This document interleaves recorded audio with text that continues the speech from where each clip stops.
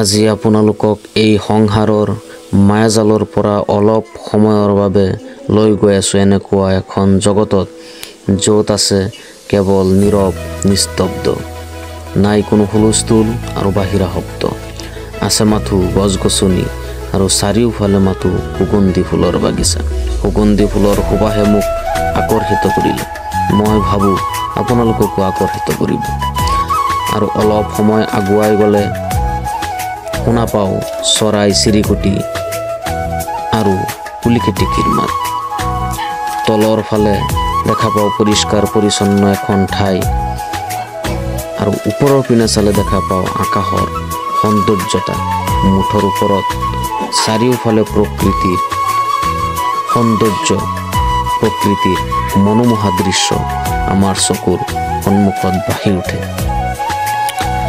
অলপ সময় আমি নীৰৱে থাকিলে নানান চৰাইৰ মাত আমি শুনা পাওঁ।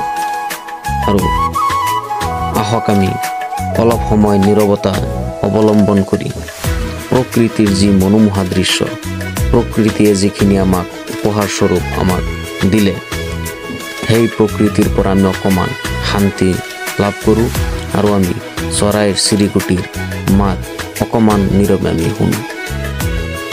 আৰু যাতে আমাৰ মনটো আনন্দৰে উপস্থিত শান্তিৰে উপস্থিত।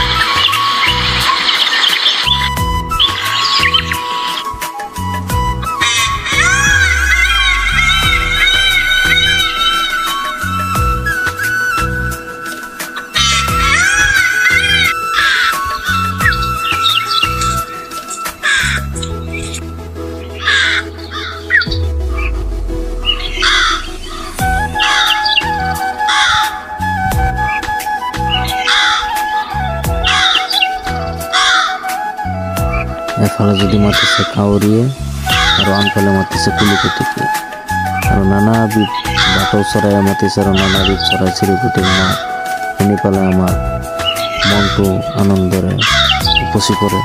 গতিকে এনেকুৱা পৰিৱেশত আমি জীয়াই থকাটো সকলোৱে বিচাৰোঁ। এনেকুৱা নিৰিবিলি পৰিৱেশ যাতে চাৰিওপিনে থাকে। ভিডিঅ'টো যদি ভাল পাইছে সকলোৱে লাইক আৰু কমেণ্ট